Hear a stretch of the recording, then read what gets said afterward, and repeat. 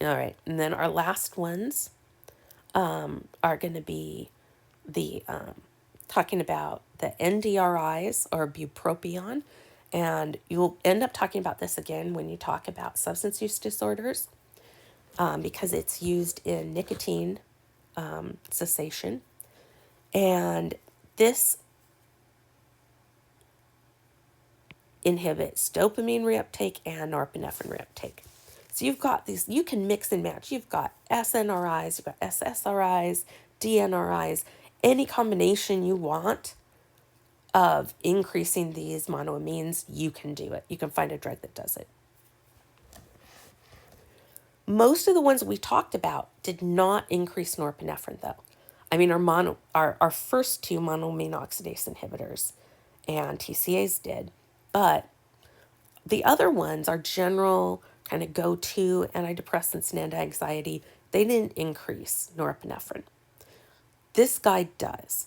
And so what we see is this is why these can be more activating than an SSRI. And what we mean by activating is it can be more stimulant type, like it can cause anxiety, it can cause tremor when we and that SSRIs don't, and that's because it has this norepinephrine effect. So fight or flight. We'll talk about how raising dopamine levels can normalize reward. And we'll talk about that at another point in time. It's really interesting, but that's going to require some background that we unfortunately didn't get to do this year because I have COVID. So the last one we have is mirtazapine or Remeron, and it's an alpha-2 adrenergic and serotonin receptor antagonist. And it is acting at the presynaptic receptors. And so it's indirectly increasing norepinephrine and serotonin release. So it's interesting because it's alpha-2 antagonist, but that alpha-2 is increasing norepinephrine release. So here's our synapse. Here's our alpha-2 receptor. Here's our norepinephrine. And normally the alpha-2 receptor was inhibiting release of norepinephrine. And now we block that receptor, and now there's nothing inhibiting it anymore, so release more norepinephrine. Same thing here with serotonin. You had a serotonin presynaptic receptor that was inhibiting release of serotonin.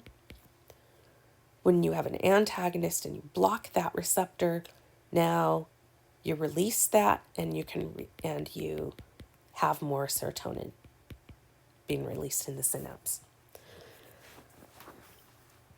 So those have a really different mechanism than the breakdown or the reuptake, because these really were focused only on modulating release presynaptically.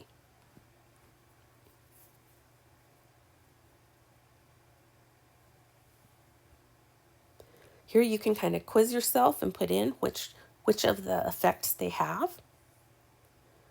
And I want you to draw in your drug classes. So like here, what does an SSRI do? Over here, it's going to block SERT. What does an MAOB inhibitor do? Oh, over here, it's going to block this. Because it really only MAOB was affected dopamine breakdown more than it affected serotonin or norepinephrine breakdown. So you can kind of just go through and say, for each of these drug classes, where is it acting?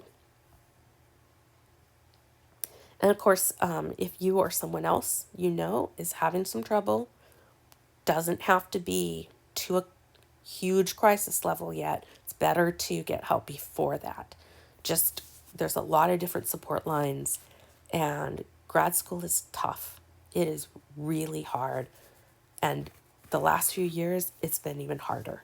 So please, anybody who's feeling like overwhelmed, come talk to me, come talk to a counseling center, talk to any of the faculty, and we'll try to get you contact with someone who can help out. All right. Thank you guys. I hope I feel better. I am having a feeling I won't. Bye-bye.